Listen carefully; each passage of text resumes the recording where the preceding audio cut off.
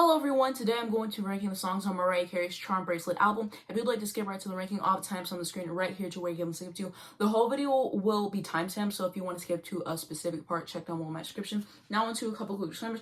Number one, this is just my personal opinion and interpretation of the songs. I'd absolutely love to hear yours down below. Just keep it respectful, please. I'm going to be reading off my phone as I always do. Sorry for any background noise and just particles that may occur throughout the video. Everything that I referenced to make this video mention will be linked down below in my description if you're curious. Lastly, if I have any else certificates that check down below, I might have a pinned comment, and let's get into it. So at number 15, I have You Got Me featuring Jay-Z and Freeway. I remember I really did not care for this song in the past, and I listened to it again today for this video, and it's not as bad as I remembered it, I will say.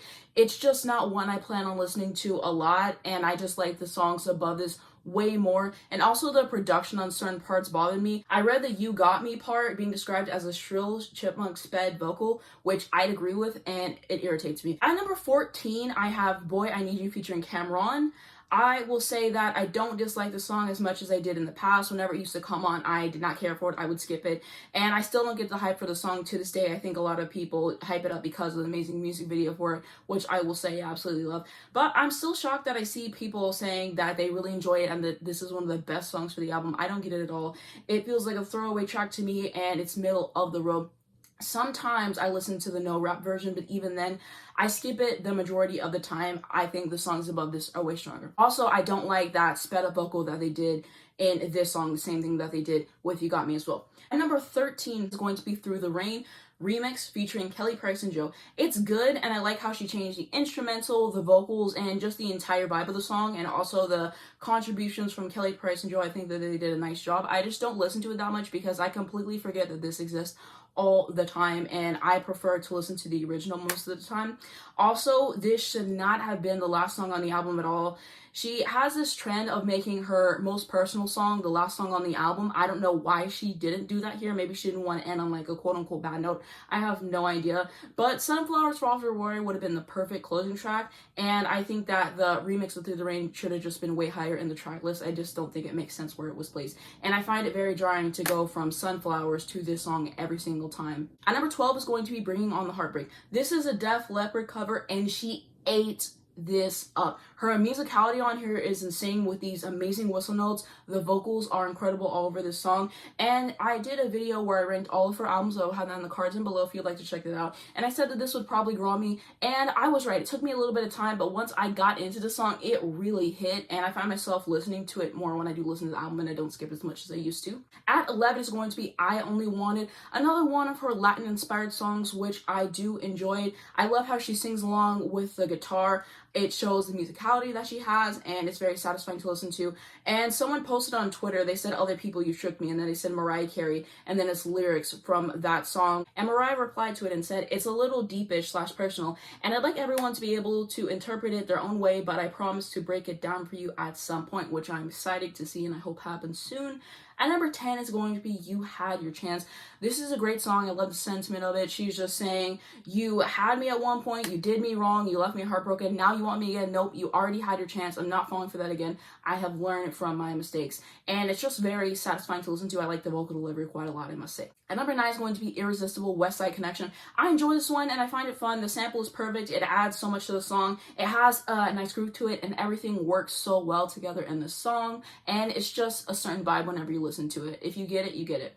At number 8 is going to be Through the Rain. It has a similar sentiment to Can't Take That Away, which I ultimately do prefer, but I do think that this is a great song compositionally. She has these powerhouse vocals on here, which are truly outstanding, and I know the critics hated her, because how can you say that there's not a moment on this album where her voice sounds strong when this is the first song? And she goes off like at the end of it specifically so hard, but through the whole thing she sounds incredible. How are you gonna say that? They really just did not see it for her, because this song vocally is special.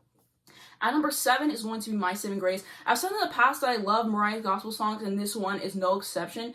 It is a vocal showcase. It's very powerful. You listen to it and it takes you to a certain place. At number 6 is going to be Subtle Invitation. I love the instrumentation on this one so much. It has jazz written all over it, and it has a great pocket as well, and her vocals are stunning. I wish she had more songs like this in her discography, because whenever she does jazz, she kills it, and I would love to see more songs like this. About the song in her book, she says, "That song is a great example of how I often take the small moments that happen in life and channel their larger significance so that my music can connect to people all around the world who are going through different experiences and coming from different situations and positions. Though the song was about a brief and fleeting fling, it wasn't a resentful song. It was for anyone who could relate to experiences of losing a love but keeping the door open to it," which I found to be pretty interesting. And now we're into top 5. So I have Clown here. I love the shade on the song so much. It's very clever and it's a treat to listen to. My favorite lyric is whenever she says, "You don't want the world to know that you're just a puppet show, and the little boy inside often sits at home alone and cries, cries, cries. Who's gonna love you when it all falls down? And who's gonna love you when your bankroll runs out? Who's gonna care when the novelty's over, when the star of the show isn't you anymore?" This is scathing, and I live for it every single time. I love her vocal delivery and the cadence all over it, and that guitar riff that goes all throughout it is so pleasant to listen to, and I enjoy myself every single time. She did what she needed to do in this song. Number 4 is going to be Yours. This song is fantastic in every single way. It is magical. It is mesmerizing. It is such a treat to listen to, such an experience, and I love her vocals on here as well, especially that So Amazing part, like the whistles with it. All that is insane, and I find it to be so comforting to listen to as well. At number 3 is going to be Lullaby. I think it's so cool how it's connected to The Roof. I used to just not pay as much attention to it as I should have. I think I liked it, but I think I just liked the other songs more.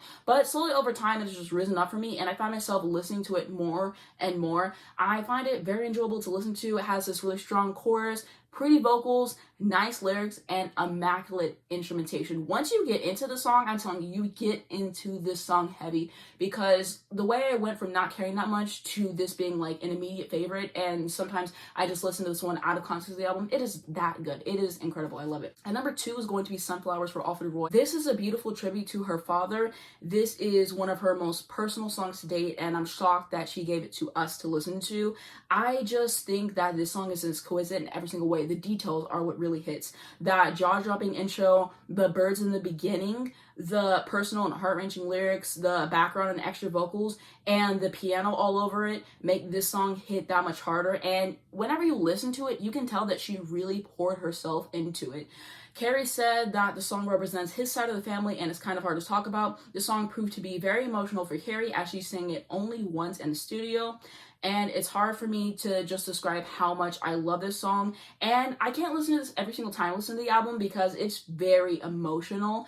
And she discusses this song a little bit more in her book and her relationship with her father, which I would highly recommend reading it if you haven't already. It really ties everything up together nicely. And now on to my number 1 pick, which is going to be The One. This should have been the lead single. The label fumbled the bag so hard when they didn't make this the lead single. I can understand why they made Through the Rain the first single, but this really should have been the lead single. Even Mariah said in her book that she wanted it to be the lead single, but they went with Through the Rain anyways. This song is so strong compositionally, with this wonderful guitar, the stellar production, vocals, and instrumentation. I even enjoy Jermaine's little part in this song as well. I think it fits in great. It adds to the song, and that it is just a perfect R&B song from top to bottom. Also, it's very relatable.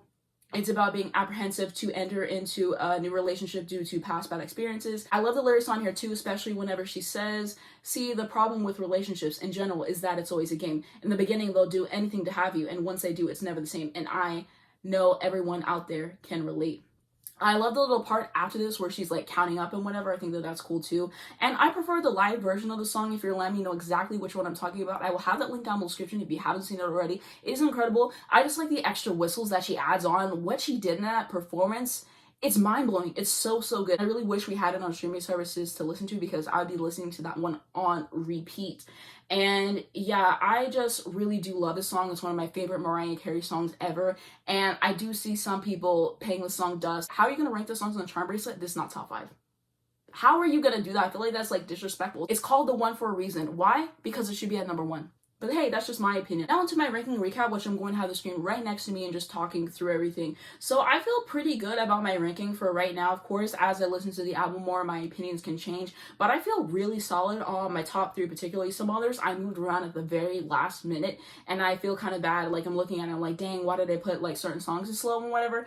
But this is just like a list. I still do really enjoy this album as a whole. And now into some fun facts about the album. About the title, she says, charm bracelets have always had a personal and sentimental significance for me. Charms are like pieces of yourself that you pass on to other people, items that tell your story and that can be shared like a song. The bracelet represents the foundation of this album, a body of work that encompasses many feelings. And I think that that's really cool. And I've also seen pictures of like a charm bracelet, and there is one for every single song, and I'm going to put that on the screen right now. Also, I've seen like the CD and whatever. Also, I will have pictures of like the album booklet next to me, and it just shows which charm corresponds to which song, which I thought was pretty cool. And I found a thread on Twitter which gives interpretations to what every single charm could mean, which I think is pretty cool. And I'll have that down below description if you'd like to check that out. And Mariah has said on several occasions that this is one of her favorite albums. In fact, in her book, she says, if Rainbow was a bridge to safety, Charm Bracelet was a cocoon, a place of shelter, healing, and growth that made it possible for me to bloom again. And also, she said some of her favorite songs on Twitter were Subtle Invitation, I Only Wanted, and My Saving Grace, which are great picks. Now onto my overall thoughts on the album. I did not care for this album at all whenever I first heard it. But the more that I've listened to it, the more that I find it growing on me. And it's got to the point whenever I find myself wanting to listen to something relaxing, I almost always put on this album. It's just one of my go-tos at this point. And I think to those who have slept on it in the past, I think that you should give it a try. I know that this is a divisive album. I don't think that it's her worst at all. A lot of people, they really love it. A lot of the fans, some people are like, oh, this is her worst album. I really don't think that. But I do think that this is a great R&B album. And I'm telling you, like, you don't like it, you might not get it the first time. You might not get it the first time like me. I was tasteless, I'll admit it. But the more that I come back on this album, it's just good. And it sounds like the early 2000s in the best way. It's just Mariah doing what she does best with these outstanding vocal performances, some of her most personal and clever songwriting to date, and then there's also some great instrumentation and incredible production all over this album too to tie everything together, which I like. Next is that the track list, in my opinion, is a mess. The one should have been the opener because it's the perfect introduction to the album and it shows what is to come with all these chill R&B songs with these excellent vocals. Through the Rain should have been the second track, and Boy I Need You should have been the third song. And again, Sunflowers for Alfred Roy should have been the last song. It makes way more sense in my opinion for that, and I've actually made a playlist called Chill Mariah Carey Songs. I will have that link down in the description, but it's basically just a bunch of Mariah Carey songs I like to listen to like relax. I have like Caution in there and like some other stuff. I have this album in like sequence the way I want. I will also leave my track list in the description for those who are curious, but I just think it works way better that way whenever you listen to it. I can't listen to it the original way anymore. It just doesn't hit the same, but when you put the one as the first track alone, that really makes a difference. I don't like the album cover at all. I think it's way too zoomed in. All the other photos that I've seen from her photo shoots just look way better from this era. They should have went with a different cover, but that's just me. Lastly, she gave us so many incredible looks during this era and a lot of great vocals during this era too, which I can appreciate. Like that performance of You and I, we need to talk about that because that was definitely something. And so that's all my thoughts on the album. If I have any notes I ever get to add, check down below. I might have a pinned comment. What do you guys think of this album? Do you agree with my ranking? Do you disagree? How would you rank the songs? And also share your memories with this album as well. I would definitely be curious. If you enjoyed this video, then definitely subscribe to my channel because every month I pick a Mariah album and I rank all the songs in it. Next month, I will finally be getting to her Merry Christmas album, which I'm really excited for, so subscribe to stay tuned for that. I've also done a lot of videos on Mariah, so I will have those linked down below in the description in a playlist and also at the end if you would like to check that out. And that's going to be it for this video. If you did enjoy it, please give it a like. It really helps me out the YouTube algorithm and I'd very much appreciate it. You can also subscribe to my channel to see more videos like this. If you hit the bell next to that, then you get a notification on your phone every single time I post videos and not miss when a brand new video comes out.